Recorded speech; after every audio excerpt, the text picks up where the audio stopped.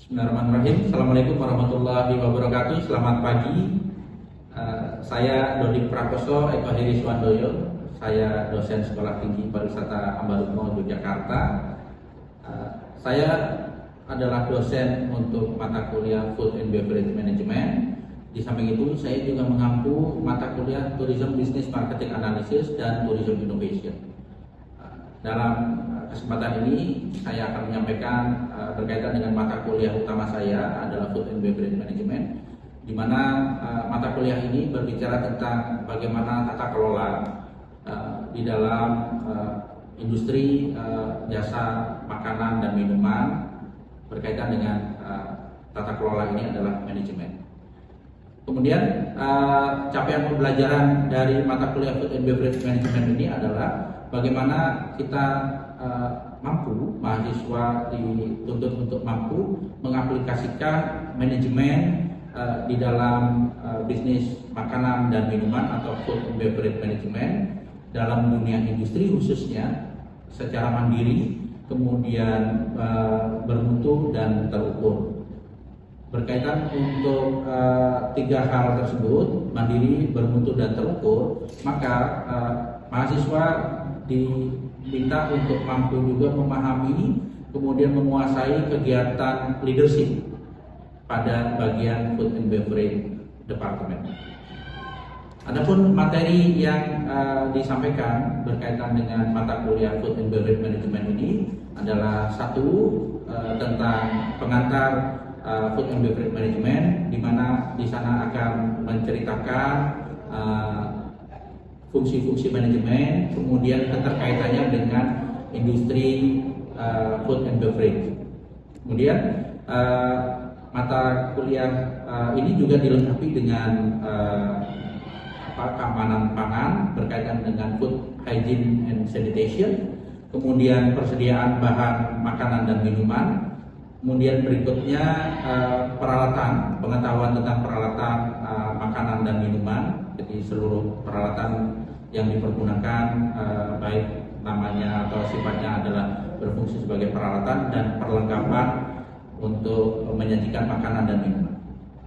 Kemudian setelah kita mengetahui tentang persediaan bahan, kemudian peralatan dan perlengkapan, kemudian kita masuk kepada penentuan harga jual. Bagaimana strategi untuk menentukan harga jual atas sebuah produk makanan dan minuman yang dihasilkan.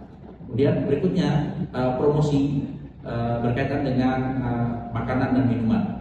Makanan dan minuman yang sudah dibuat, kemudian ditentukan harga jualnya, harus mampu juga dijual dan diterapkan dengan menggunakan model-model promosi yang up to date. Kemudian berikutnya adalah menu engineering. Di dalam mata ajar atau nanti bicara tentang menu engineering ini adalah bagaimana engineering ini berfungsi untuk mengetahui atau menganalisis, tidak hanya sekedar mengetahui, tapi lebih jauh adalah menganalisis bagaimana menu tersebut masuk dalam 4 kategori, apakah itu menu laku dan menguntungkan, kemudian laku namun tidak menguntungkan, atau menguntungkan namun tidak laku, atau yang terburuk adalah tidak laku dan tidak menguntungkan. Kemudian dari hasil analisis itu, langkah apa yang harus dilakukan sehingga dalam sebuah siklus menu dalam satu periode, menu mana yang harus dipertahankan dan menu mana yang akan dibuang atau tidak dipergunakan lagi. Kemudian langkah apa yang akan dilakukan jika menu tersebut tidak lagi dipergunakan. Berikutnya, yang terakhir adalah analisis untuk terhadap break even point, di mana dalam sebuah industri kuliner atau kita sebutnya adalah manajemen makanan dan minuman ini menghitung pada posisi kapan, posisi apa industri makanan ini bisa mendapatkan balik modal, apa-apa saja langkah-langkah dan strategi yang diperlukan. Berikutnya adalah dalam mata kuliah ini saya sampaikan bobot penilaian atas nilai yang akan nantinya dicapai oleh mahasiswa. Ada komponen atau ada skema di sana, kehadiran dan partisipasi aktif mahasiswa. Kita akan berikan rentang nilainya nanti di sana adalah 10%. Kemudian berikutnya 10% untuk kuis sebagai nilai formatif. Berikutnya adalah tugas-tugas yang diberikan kepada mahasiswa, baik itu tugas secara individu maupun tugas kelompok. Bisa tugas ini berupa tugas praktikum, karena mata kuliah ini juga dilengkapi dengan praktikum. Ada praktikum pastry, ada praktikum kitchen juga. Nah, ini bisa menjadi tugas, luarannya adalah berupa tugas, sehingga ada mata kuliah yang disampaikan dengan bentuk praktikum di laboratorium kitchen dan di laboratorium pastry. Nah, kemudian ada UTS, ini dengan bobot di 30%. UTS nanti bisa dalam bentuk tugas atau dalam bentuk soal-soal yang nanti akan disampaikan. Kemudian terakhir kita berikan nilai atau poin sebesar 35% untuk UAS sebagai evaluasi akhir atas pembelajaran dalam mata kuliah Food and Beverage Management dalam 1 semester. Nah, kemudian metode yang akan kita sampaikan di dalam mata kuliah ini disampaikan melalui 3 metode, yaitu DIA, di mana mata kuliah ini akan disampaikan dengan model D sebagai delivery. Saya sebagai dosen akan menyampaikan mata kuliah ini dengan model penjelasan di kelas, kemudian materi-materinya kita sampaikan, kita jelaskan, sehingga dengan penjelasan yang detail harapannya mahasiswa bisa mengenali, bisa mengetahui, bahkan memiliki kemampuan untuk memahami dan menganalisis dalam mata kuliah Food and Beverage Management. Kemudian berikutnya adalah I-nya sebagai interaction. Di dalam mata kuliah ini ada interaksi di mana dosen dan mahasiswa terlibat dalam sebuah kegiatan bersama di kelas bisa atau di dalam laboratorium. Ada pertanyaan, kemudian ada semacam forum diskusi, bisa pertanyaan yang di trigger oleh saya sebagai dosen, kemudian mahasiswa menjawab, atau sebaliknya mahasiswa boleh bertanya atas penjelasan yang sudah saya sampaikan, sehingga timbul interaksi antara dosen dan mahasiswa atau bahkan mahasiswa dengan mahasiswanya. Berikutnya yang terakhir adalah asesmen. Di dalam asesmen ini saya sebagai dosen akan melakukan proses evaluasi atas pembelajaran yang sudah dicapai dalam satu materi pembelajaran begitu, sehingga untuk mengukur keberhasilan atas materi yang disampaikan. Sebagai dosen Food and Beverage Management, dalam saya menyampaikan mata kuliah ini, saya juga menggunakan bahan literatur sebagai referensi dalam penyampaian pembelajaran mata kuliah Food and Beverage. Dalam buku literatur, kajian-kajian literatur, ada kajian literatur utama, di mana saya menggunakan buku dari Imam Hudaya berkaitan dengan manajemen food and beverage. Kemudian ada buku layanan makanan dan minuman dari Anayati Budi Ningsih, kemudian Wahyuku Sumaningtyas. Kemudian ada bukunya Richard Komar untuk hotel manajemen, kemudian manajemen penyelenggaraan hotel yang dibuat oleh Agus Sulistiono, kemudian Joko Suyono ini membuat buku Food and Beverage Product Management, kemudian buku ini juga judul lainnya adalah Strategi Mengelola Produk Makanan. Kemudian Wayne Gislen, ini buku karangan Wayne Gislen yang berkaitan dengan professional cooking di bukunya yang second edition.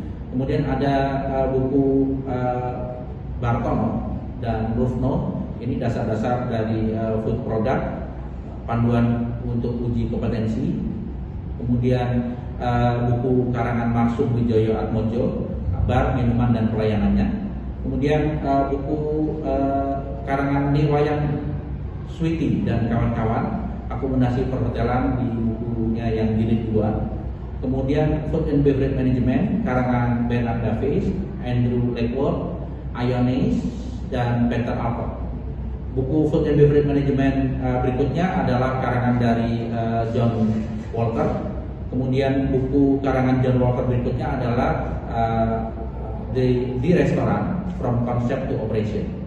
Kemudian buku David L. Jones juga kita pergunakan, kami pergunakan dengan judul Culinary Professional Guide to Menu Development. Kemudian buku John Walker berikutnya yang dia tulis bersama dengan Stephen Wood dan Theodore. Kemudian ada Ronald di sana sebagai penulis lainnya, adalah Food and Beverage Service Operation.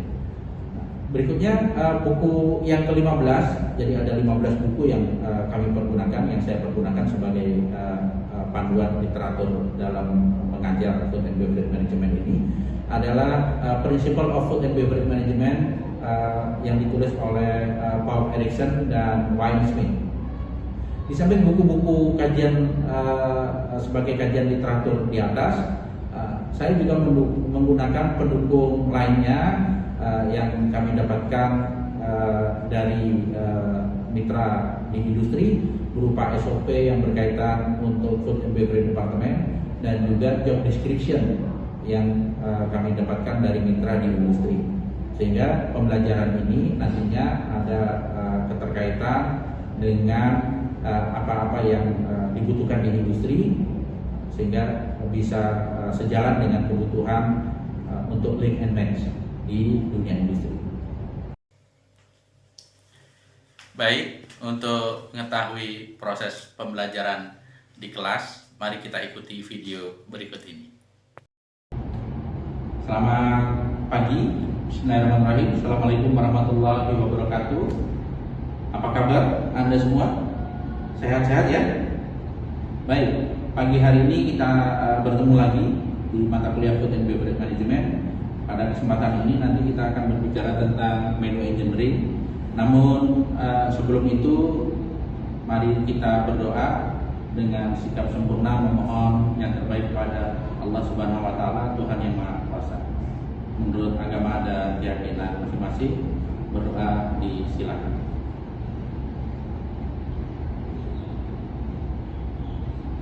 Berdoa dicukupkan. Di kesempatan kali ini kita akan berbicara untuk mata kuliah ini di sub bagian menu engineering. Menu engineering itu apa? Menu engineering adalah sebuah cara untuk melakukan modifikasi atau untuk mengetahui di mana ada menu yang tersedia di restoran itu. Tentu pilihannya banyak. Ada menu makanan pembuka, ada menu makanan snack, ada menu sup mungkin, ada menu main course, dan ada menu dessert.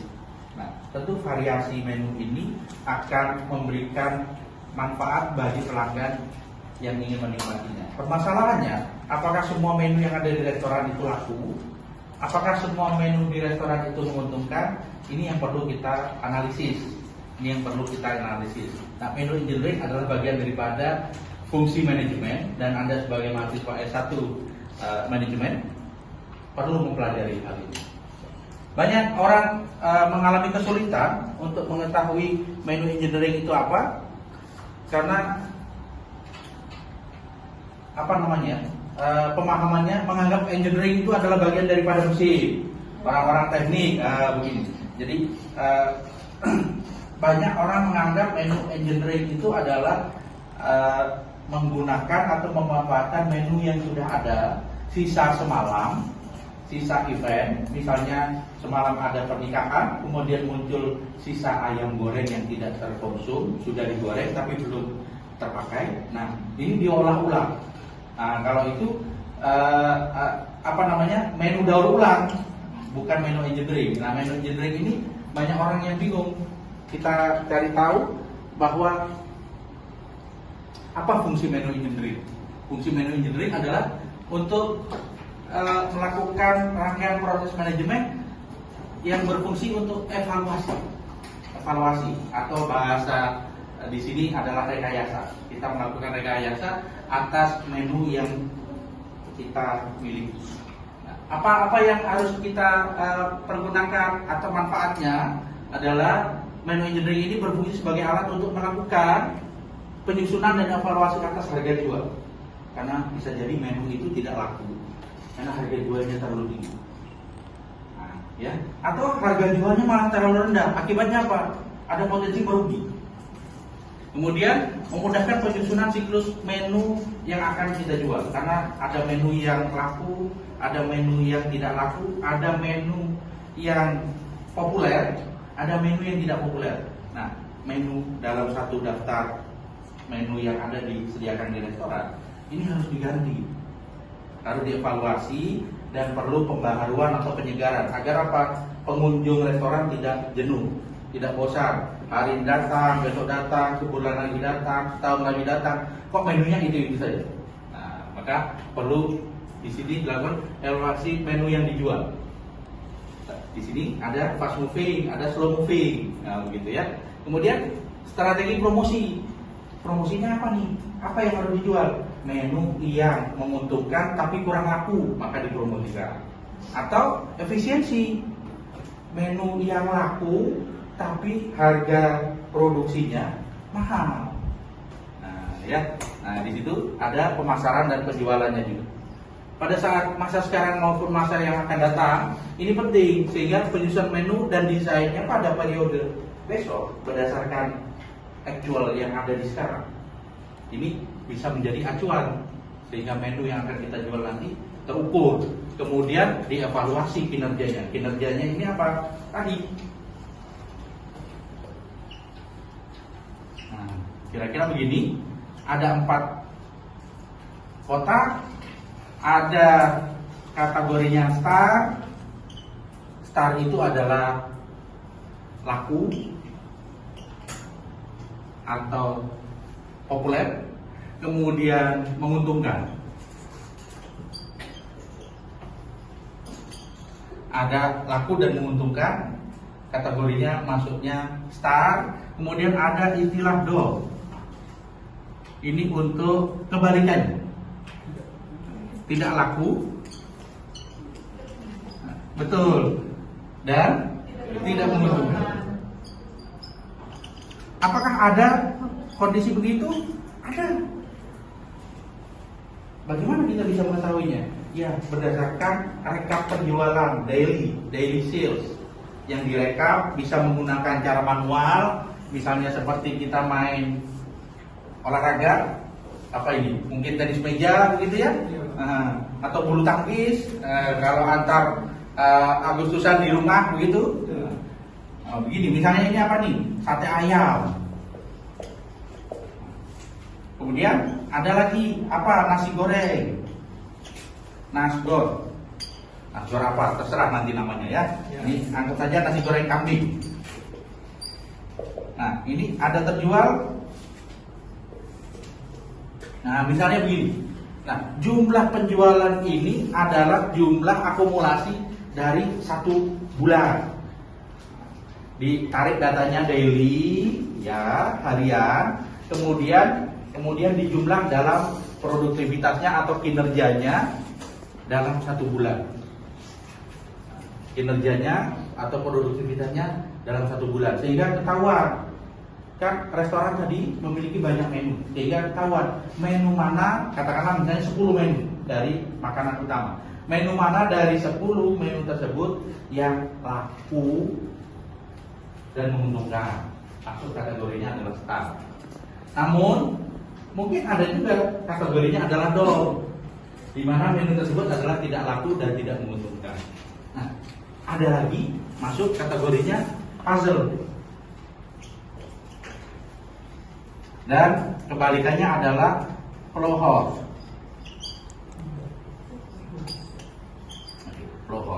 Atau ada juga orang lain menyebutnya sebagai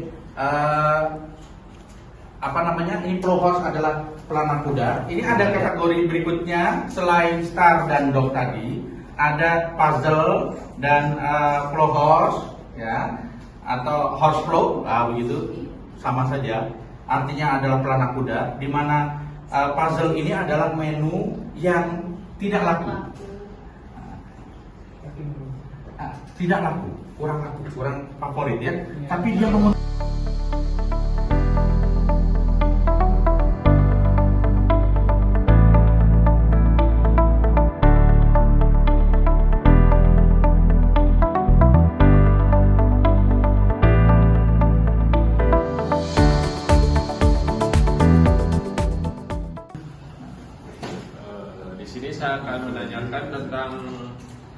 yang harus dilakukan dalam kategori menu puzzle seperti es bulbul dan sop buah selasih?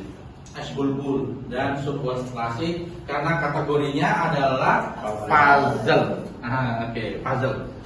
Seperti layaknya puzzle. Pernah main puzzle ya? Nah, maka puzzle itu kan sejatinya adalah mencoba menyesuaikan pasangan-pasangan aplikasi yang kita miliki agar masuk membentuk sebuah gambar atau pola yang kita inginkan. Maka puzzle di sini kategorinya apa, dia terdiri dari jumlah porsinya yang terjual sedikit, tapi dia menguntungkan dari sisi laba.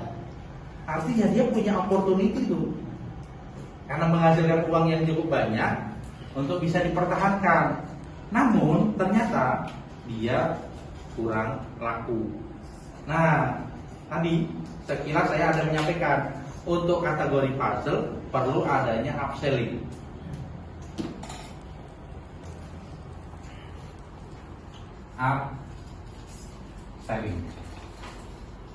Upselling. Upaya untuk menaikkan upselling apa? Penjualan. Bagaimana caranya? Begitu datang tamu, kita greeting, kemudian kita tawarkan. Dek, panas-panas gini mau minum apa enaknya ya? Dek, Pak, kami punya minuman yang istimewa Pak untuk pelepas dahaga, penghilang dahaga. Nah, es bulbul. Atau di sini puzzle sop buah selasih. Sop buah selasih itu Pak, isinya sudah macam-macam buah Pak. Ditambah lagi buah selasih, biji selasih ini bagus untuk mencegah konstipasi misalnya, sembelit, susah buang air. Nah, jadi ada manfaat yang bisa kita gunakan untuk upselling. Nah, gitu ya. Jadi kita upayakan untuk mengarahkan orang agar mau beli. Nah, ya. Begitu kira-kira. Mas Iwan, cukup ya? Cukup, Bapak. Baik. Berikutnya siapa ada tanya? Oh, ya, Mbak siapa? Iya. Mbak Mutia. Boleh berdiri Mbak Mutia? Pak, di situ kan ada istilah menudok atau kategori menudok yang berarti tidak laku atau tidak menguntungkan. Nah, apabila menudok itu dilakukan secara langsung, itu apa ya risikonya? Oke, ya, biasa ini bagian daripada manajemen karena sudah mampu melihat risiko, mampu mengenali risiko. Ya, kita hidup pun punya risiko. Ya, tidak kemudian mati lari dari risiko, enggak juga. Ya, mungkin ya Bapak dari urusan dunia, tapi urusan akhirat kita tidak tahu, atau urusan kubur, saya belum pernah tahu. Ya. Jadi, oke, apa konsekuensinya jika dong? Jika dong, kan kategorinya di sini nih, tidak laku dan tidak menguntungkan. Idealnya memang dibuang saja. Untuk penyusunan menu berikutnya buang, tidak masuk. Namun, apakah boleh kita langsung? Tadi pertanyaannya betul. Apakah boleh kita langsung buang saja? Nanti dulu cek isinya di kulkas, di freezer kita banyak nggak? Contoh misalnya iga, daging. Ya, daging ini kos, ada biaya tinggi. Maka jangan dibuang begitu saja. Jika masih ada kualitasnya, maka dipromosikan dulu.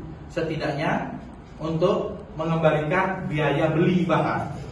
Kalau dibuang saja, dikasih ke karyawan misalnya begitu, rugi karena ini bisnis.